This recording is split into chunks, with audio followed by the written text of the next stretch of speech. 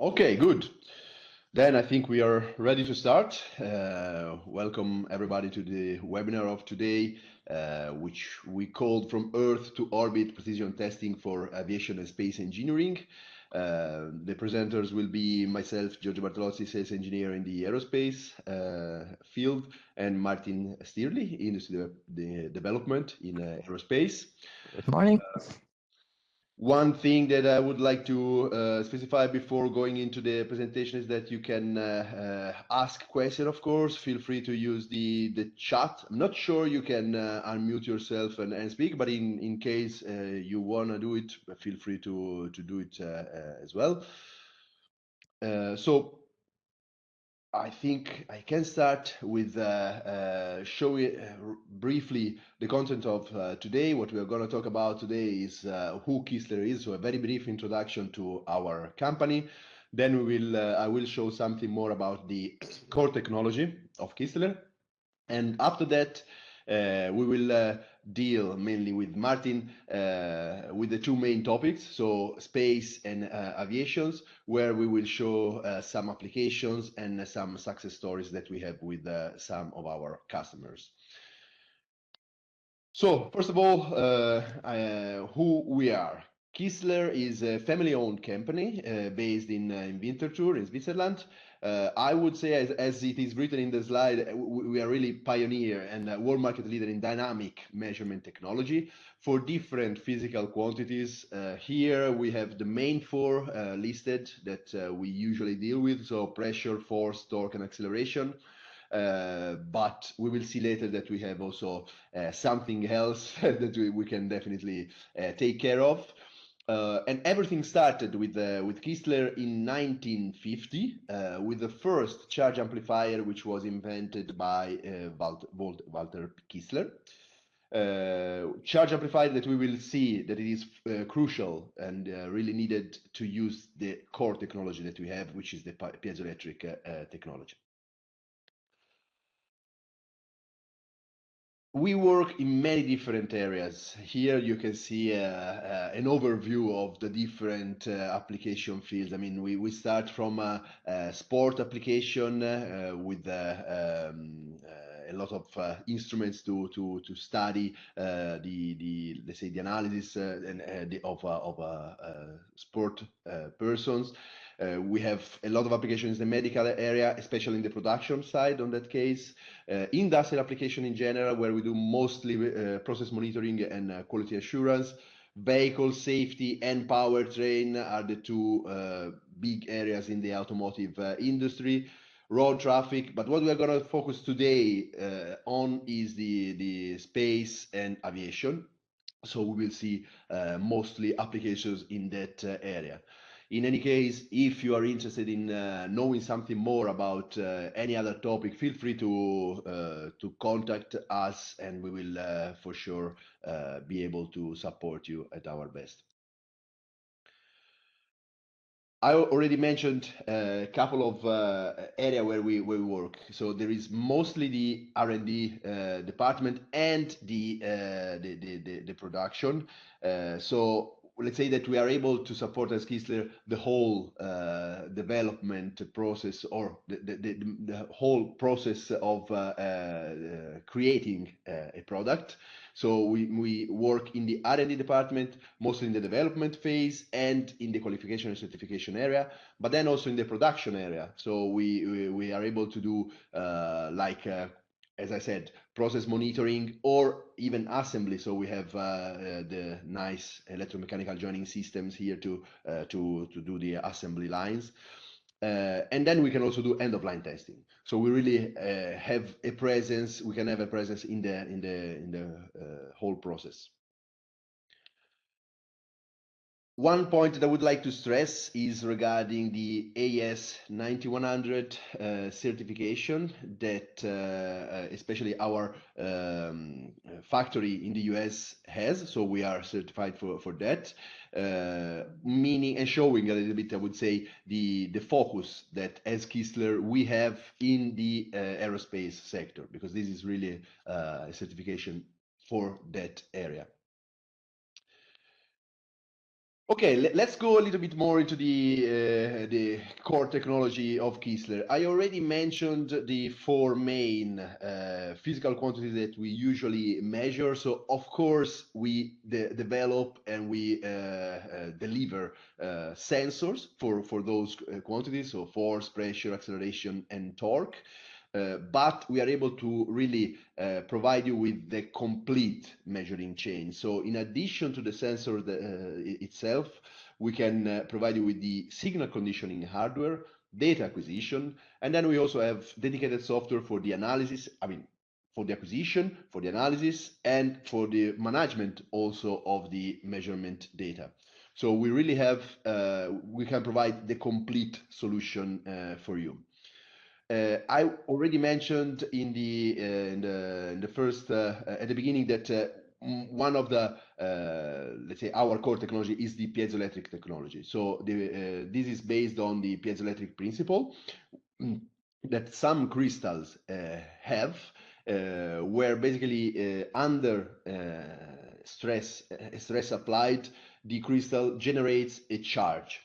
So what is needed once this charge is generated is to have a charge amplifier to convert basically the charge into a voltage signal that can be then acquired with the most common data acquisition system.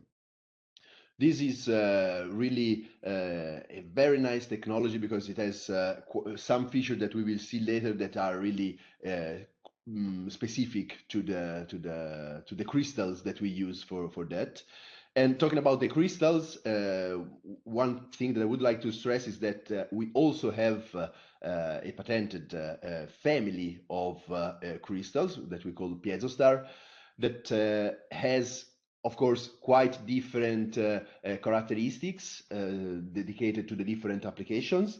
But in general, it is a very high-end quality, let's say, of crystals where we can really reach ultra high temperature, for example, in some cases, ultra high sensitivity or very high temperature stability. So the capability to have a sensitivity which is constant all over the temperature range.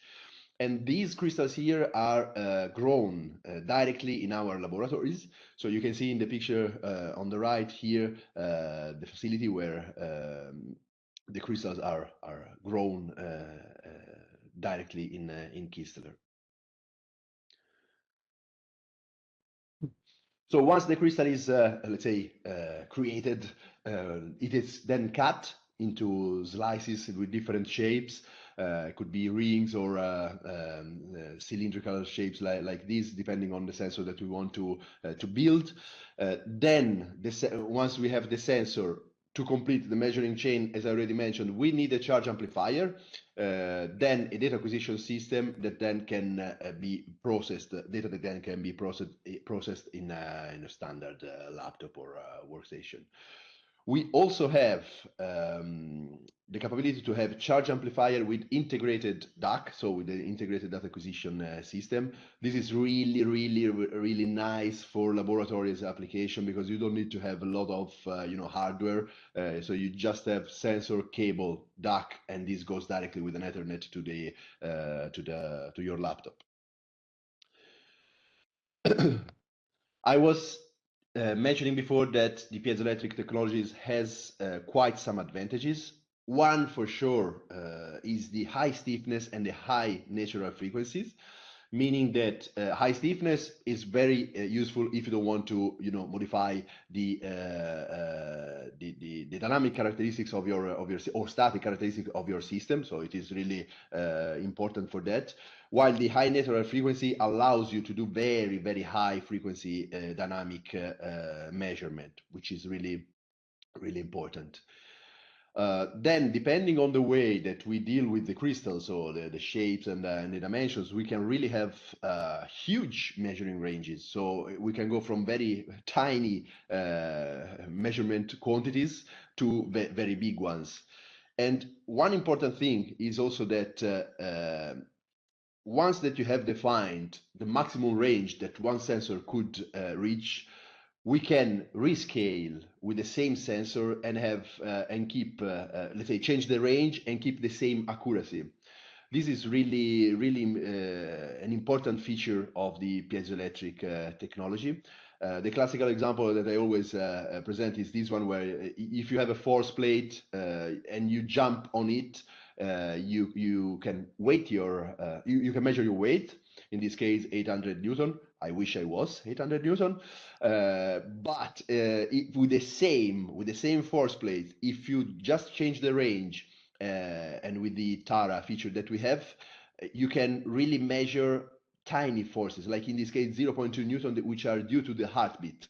So it's really rangeable, and this is very important, especially if you don't know exactly the quantity that you want to measure, or if you want to use the same sensor for very different applications.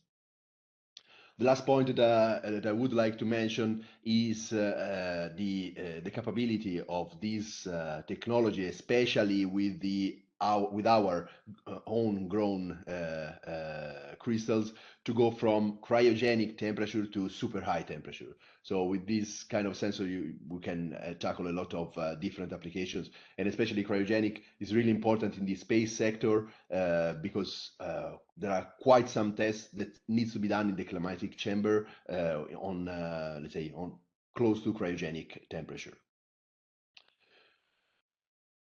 I said that piezoelectric technology is mostly suited for dynamic. It's not really true. I mean, it's dynamic and quasi-static, but definitely if you want to measure only static quantities like static acceleration, static pressure, then what we need is to go into other technologies to be really able to tackle any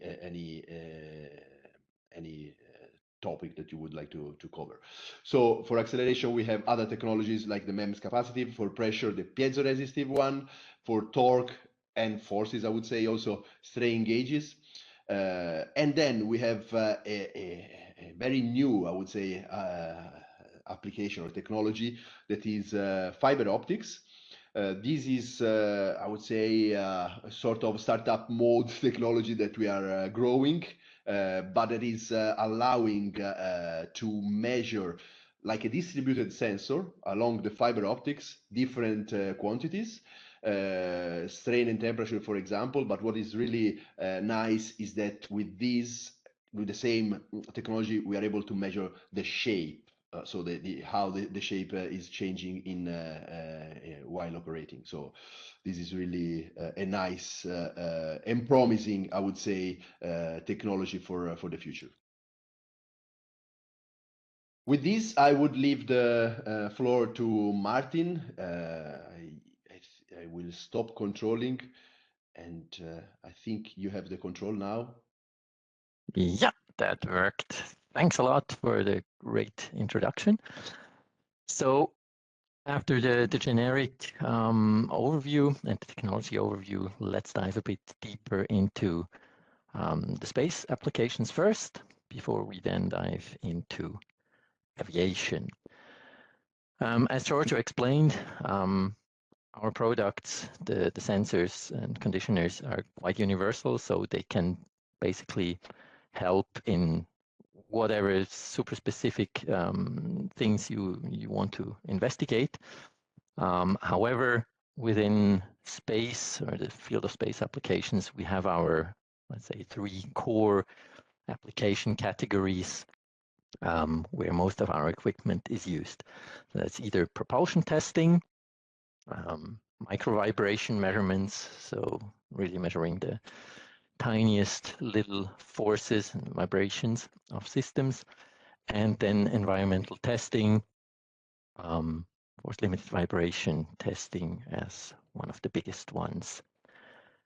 So let's dive into propulsion testing, which we can basically categorize in turbopump testing, measuring the combustion instabilities, and the actual thrust force. So basically our solutions are fine with all the main propulsion types. Liquid is the most challenging technology, especially due to the turbo pump, which is basically the heart of such a system, feeding the combustion chamber at the specific flow rate at high pressure. So that is quite a challenging component, which needs some monitoring many times. So if we see a propulsion system overview, I would say main purpose of a propulsion system is generating thrust. So what you want in the end is thrust, and you can measure thrust with our force sensors. So with our piezoelectric force sensors, you can kind of build a dynamometer setup, which means typically 4 triaxial force sensors set up in a way that you can then basically measure all 6 dimensions of freedom. So meaning all the summed forces, x, y, z, plus also the 3 moments. So in total, the 6 signals you want. So you basically characterize your entire thrust by this. And again, here you can measure the overall thrust, but you can also, as Giorgio said, if you have like kind of a static value, a constant value, and you're just interested in dynamic content, you can kind of zoom into a smaller range and just watch some instabilities, for example. Then diving a bit deeper into the actual process, so into the combustion itself. If you want to measure the combustion instabilities, typically you want to measure where the action happens. So typically our high temperature pressure sensors and vibration sensors are used relatively close to the actual combustion chamber. And if you then want to avoid these instabilities, you probably have to monitor your turbo pump. Turbo pump on one end, it's very cold, cryogenic. So for this part, you might want to use our cryogenic vibration and pressure sensors to monitor what's going on in there. And of course, for some peripheral signals, we have some piezoresistive sensors too.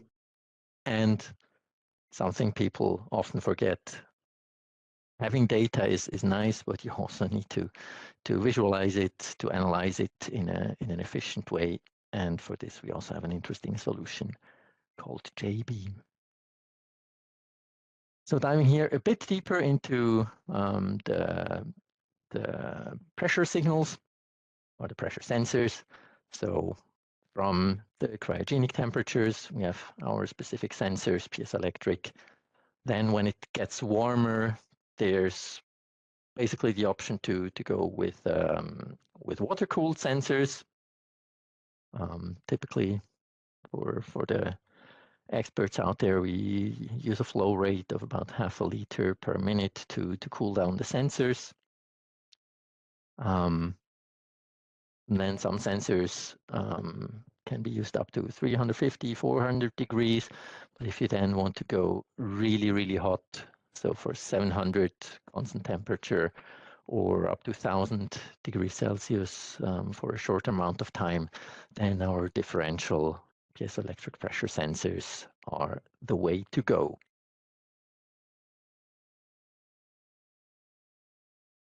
So for the turbopump testing, also mentioned by Giorgio before, piezostar crystals are definitely the way to go. They have a very high temperature stability in this specific case.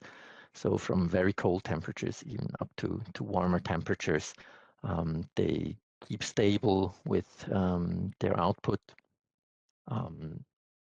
This specific example here has a very quick rise time, so for very dynamic signals, And since you want to measure the pressure pulsations, which might be relatively small, low noise is absolutely key. So that's also one of the strengths of this type of sensor.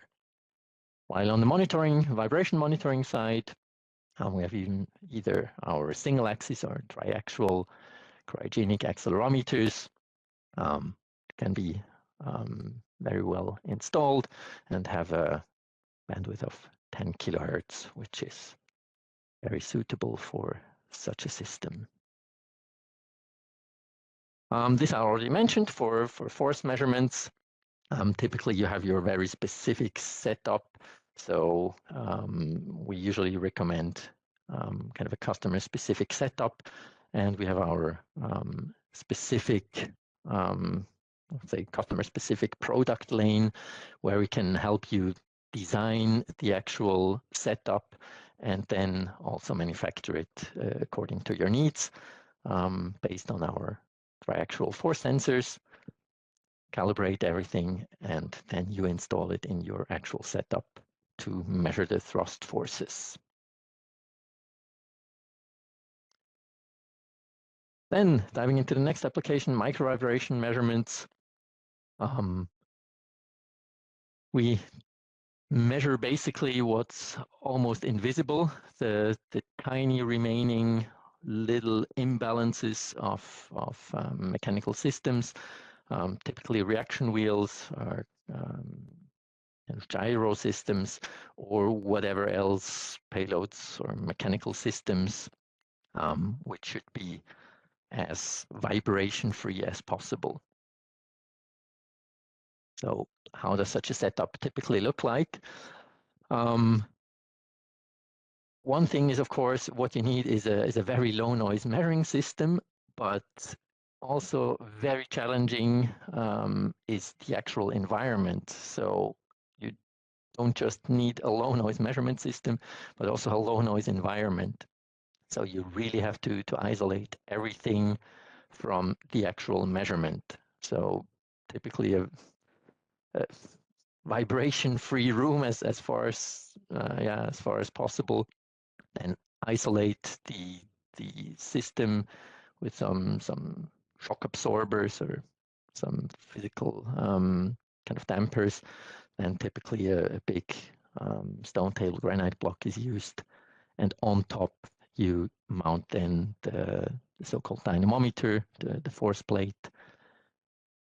This inside some sort of acoustic chamber or a tent to also avoid any sounds, any acoustic noises, because it's such a sensitive system that you will even measure that. It can work as a very expensive microphone, but you don't want that. And then on top you mount then your mechanism on top of the force plate. Then, of course, if your environment is super silent, then you can make the maximum use of our very low noise system, force plate, piezoelectric, and the high-end amplifier going along with it. Often you also want to measure the actual rotation to measure speed. So this you can also then have captured together with the actual forces with our system, and then create the actual report out of that. So measuring the micro vibrations as part of the design process to kind of make the reaction wheel design, for example, perfect is one thing. But then if it's used in kind of a constellation, then you really need to make sure that every single reaction wheel has the required quality. So even on production side, we can assist with some controlled joining systems, measuring the forces, making sure that everything is placed correctly. So the bearing, spring, preload, even fastening can kind of really make sure that every screw is fastened with the required torque. We even have systems to check the actual fasteners as components, and then the actual micro vibration measurement, be it with the same R&D setup or with a bit more tailored, simplified production setup. Important is that, as mentioned by Giorgio with the data management system, you cannot only just measure it, but you can really make sure that on one end you have a quick report after every measurement, so you don't have to do an analysis every time yourself. You basically do the measurement and you have all the results at hand within seconds, and then make sure that everything is stored in a database so that you can in the future exactly know which reaction wheel is in which satellite, how was the bearing, mounting force, torque, etc., all together, so you have full transparency of your systems out there. Environmental testing, the last category of our space applications. How does a typical setup look like here? Force limited vibration testing, as I said, is probably the most prominent application where our equipment is used. So this you do to test an object, a satellite, for example, to make sure it withstands the intense vibrations during the actual launch. But you don't just want to test it and find out that it was too much. So you really need to control the actual forces during testing so that you do not damage the actual payload. So for this, we basically place a ring of force sensors between the shaker and the actual payload and measure all three forces, X, Y, Z, plus the moments can then also be calculated out of these signals. Again, this can be solved in different ways. Typically, our preloaded force links are used, but can also be a custom setup with just the actual sensors, and they're preloaded then in custom setup. Of course, it's a shaker, so we have also accelerometers to either control the shaker directly, so measure the induced vibration, but then, of course, also acceleration measurements on the actual object, be it in the same force limited test or in other environmental tests. Again, together with signal conditioning and whatever it needs, cabling and so on.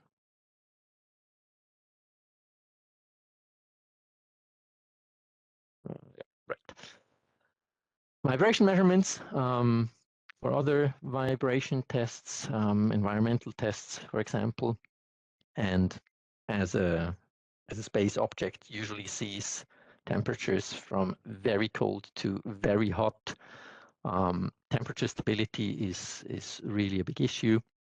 So with our PSS star crystals, we can supply specific accelerometers which you can use in a temperature chamber, for example, and make sure during the entire testing environment from cold to hot that you can trust your vibration values. And not just the sensors, of course, the required cables, plus even kind of a convenient calibration suitcase to make sure that everything's fine before you do the actual measurements. And something to mention maybe at this stage is our newest baby, which is really a very tiny sensor, so the world's smallest triaxial IEP accelerometer. We haven't mentioned IEP. IEP is kind of known, but it means that the charge amplifier is basically already inside the sensor, and you just feed it with a constant current with the IEP interface, and you get the voltage signal as the vibration. So Few examples where our equipment was used. So the most prominent one, NASA James Webb Telescope. So there we helped with the force limited vibration testing. Really amazing project. Involved in the entire mechanical testing here. Then CSEM, we did some reaction wheel micro vibration measurements. So especially they had some magnetic bearings for satellite attitude control. So they used our dynamometers to capture the tiniest little remaining vibrations for their reaction wheels. On the Orion spacecraft, on behalf of ESA, the Airbus Defence and Space did that. So Kistler assisted there with piezoelectric pressure sensors to make that happen, especially in the fuel pipeline. And for the Korean Aerospace Research Institute, here it's again force limited vibration testing, including the conditioning, of course. So in this setup, we had 24 triaxial force sensors preloaded to ensure that the payload doesn't get destroyed, but the testing could happen as planned. Good. So let's go a bit lower in altitude from space down to aviation. So on aviation, we have really a lot of different fields where our versatile products and technologies can be used. Accelerometers we have already seen before, though they're very suitable for ground vibration testing, flight vibration testing. We'll talk a tiny bit more afterwards on separate slides. Landing gear and brake testing. So the landing gear and the tires are really exposed to a lot of stress during landing, and with our force plates typically customized to these very special test systems, they can really measure all the forces when hitting the ground, when braking, so you know exactly what's going on in all directions, moments. And due to the huge range, you could basically throw a huge commercial aircraft or a cargo plane onto such a force plate, but you could even measure an ultralight aircraft with the same equipment, since the resolution is basically defined by the amplifier and not by the actual sensor. So that's really a big advantage. Plus, they're very kind of long life products. So we still get dynamometers back after 20 years or more just for calibration, which is really impressive. Drop testing, kind of a similar application. So dropping an aircraft onto force plates, but of course also measure on the aircraft itself, on different structural elements, the actual impact. So that's a mix of force measurements and acceleration measurements. Jet engine combustion testing. Jet engine gets very hot, so our high temperature pressure sensors and accelerometers are perfect to also measure there the instabilities and allow to analyze what's really going on inside the jet engine. Then a bit modern or newer kind of aircraft, be it eVTOLs or electric airplanes. Battery thermal runaway testing. Batteries are a key component of such aircraft, and they need to be safe. So the runaway phenomenon needs to be handled in a safe way. So when designing the actual modules, the battery modules, our pressure sensors in this specific case help a lot to kind of find the optimal design of the actual enclosure. You don't want to make it too safe because then it's big and heavy, but you also don't want to make it too thin, which would mean then it would not withstand the actual case. So pressure sensors are used for that. Bird strike testing, impact testing, again, when an object hits either helicopter blade or a wingtip. So piezoelectric force sensors, very dynamic, are kind of perfect for such applications. We're even working on the actual chicken there to have an artificial chicken instead of real chickens, which are still used. So certification is an ongoing topic there. Electric aircraft, again, if you have an electric propulsion system, you really want to make sure you characterize your electric motor with a torque sensor. You can also measure thrust with a dynamometer setup in addition. Next, Halt and Hass testing, environmental testing, basically. Again, temperature stability is key, so you want to have some accelerometers which give you the same precise vibration values at -degrees and also at higher temperatures. Wind tunnel testing, while standard wind tunnel measurements are usually done with strain gauge systems, when you're really interested in very dynamic phenomena, then again, piezoelectric sensors offer a big advantage. So for that, force sensors, either a 6-component combined force sensor, for example, as in the picture, but also dynamometer setups can really help analyzing these very dynamic phenomena of certain objects.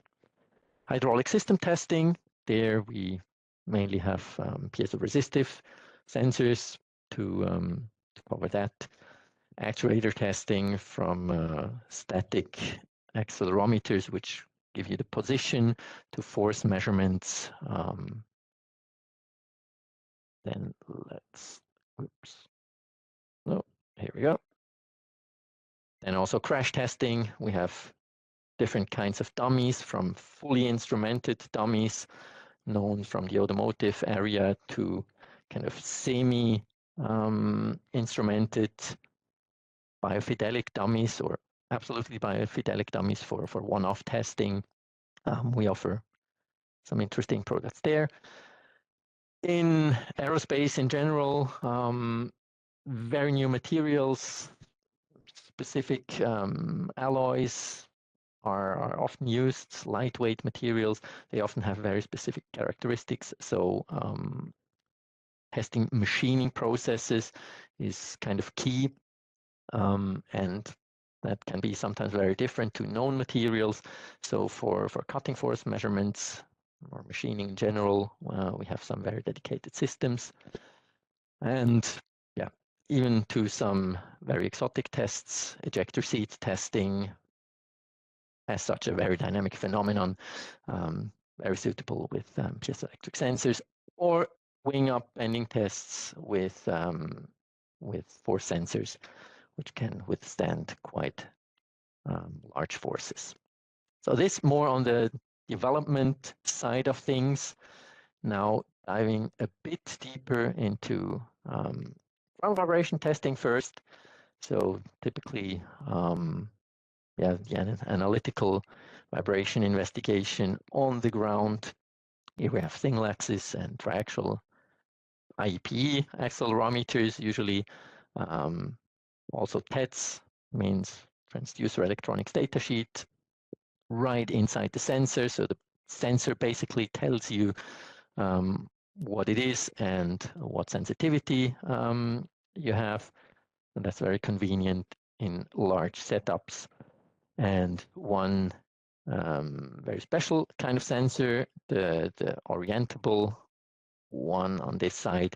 It's a single axis modal accelerometer, but with this mounting block, you can basically adjust it to whatever kind of shape you have, and always have your specific axis you want.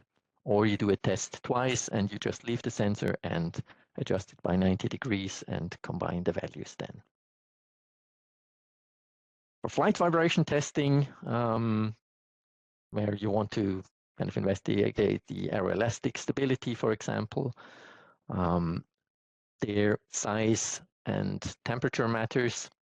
Again, our newest child, the very small triaxial accelerometer, is a great object. Teardrop sensors with center hole, very small and light, but also MEMS-based accelerometers for the kind of lower acceleration values down to 0 hertz, meaning you see the position basically. Here it is. We mentioned it multiple times now. Actually, the first accelerometer made in Switzerland, while most of, or actually all of our other accelerometers are coming from our Buffalo facility. This one is produced at our headquarters in Switzerland. Acceleration ranges from 100G up to 1000G with our own specific crystals, TETs, of course. Since it's very small, it's also very light. So basically doesn't influence your structure. But let's move on to the production side of things. Time's flying. I just quickly mentioned the most important ones. Joining processes. So we offer the actual joining system. So the electromechanical system, which saves quite a bit of energy compared to hydraulic systems. So we have the actual joining part, but then also, of course, the force measurement. So you can really characterize your process when you join two objects together, that this is always done the right way. Fasteners, I mentioned, we basically cover we cover fastening in 3 steps, basically from the actual fastener. So testing components, if kind of a material changes or a coating changes, that has serious impacts on the friction and on the actual fastening joint. So we test the objects. The test stands for the objects. Then we basically offer systems to test the actual tools you use when you fasten some screws in the production process, and then we can also check the actual joint. So once it's fastened, you can control afterwards if even the specific case was done right. So in different aviation factories around the world, let's say, they really appreciate this system. Electric motor testing, end-of-line testing, and then machining. Mentioned it on the R&D side already, but then of course, once you manufacture these objects with these probably slightly exotic materials, you can also monitor the series process then with some systems. Composite is a big topic in aviation, lightweight, stable, but the curing process you might want to observe closely to really decide early if the process is going fine or if something happens. So we basically offer pressure measurements inside the actual mold. And last but not least, we can also offer OEM solutions, meaning sensors which are used in actual systems, even flying.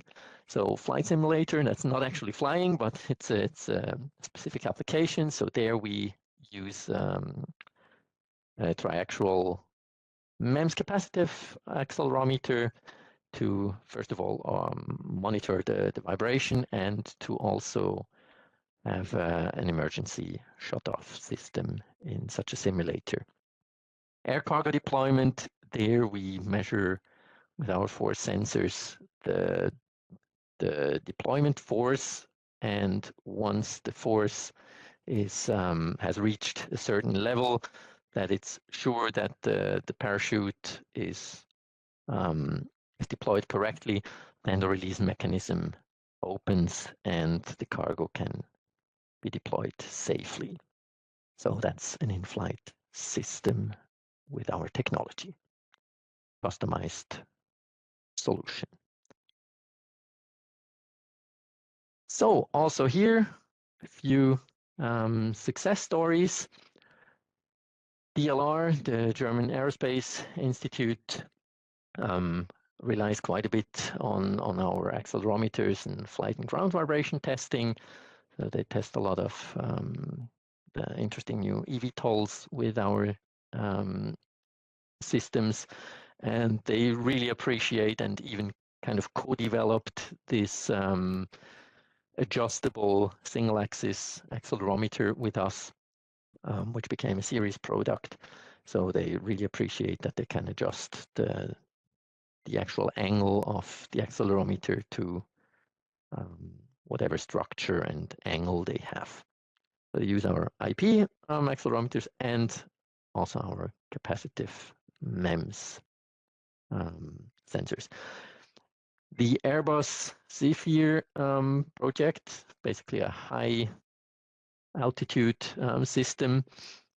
So this object flies very high and in very cold atmosphere and stays up there for weeks.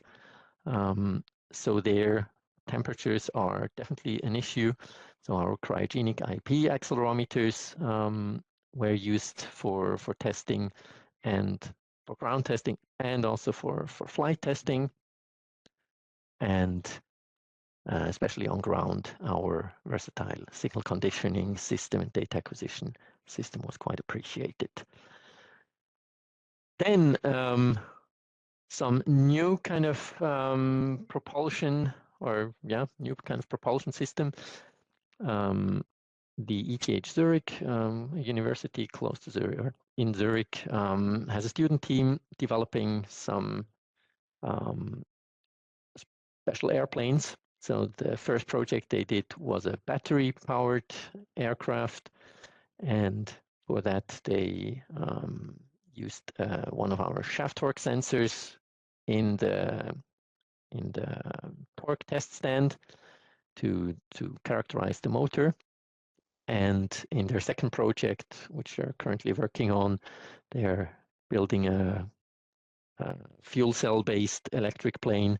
So there they really appreciate our piezoresistive pressure and temperature transmitter, which is really tiny and is used on the air intake side of the fuel cell. Diamond Aircraft, a very untypical example. So typically Kistler kind of starts on sensor side and offers then the entire chain upwards. Diamond Aircraft is one of the exceptions where we really kind of succeeded with our software, the post-processing software JBeam, especially, which is an open system. It's not an open system, but it's a system not focusing on specific data formats. So it can interact with almost any kind of widely used data format, meaning that after a test flight, you can basically throw all the data from different systems, non-Kistler systems, and Kistler systems all together into one folder, and you right away get the results in a nice test report without going through individual steps of different kind of manufacturer-specific tools. So they basically state that they save up to 1 hour after each test flight by just having this automated solution. Good. And with that, we managed to stay on time. Yeah, that was quite good indeed. And of course, as you may have seen, staying on time mean that we had to rush a bit on some topic. Um, Not mention all of them also. So my suggestion would be that in case you have any question or any doubts, or you want to discuss any application that you are facing, feel free to contact us here in this slide. You can find our contact details. And yeah, that we can definitely have more dedicated one-to-one meetings in case you want to discuss more. So with that, I think, Martin, we can really thank the attendees for participating. Thanks a lot. And I would say that then just keep in touch if you need anything from our side. Exactly. Great. So Good then. thanks for listening to us and have a wonderful day.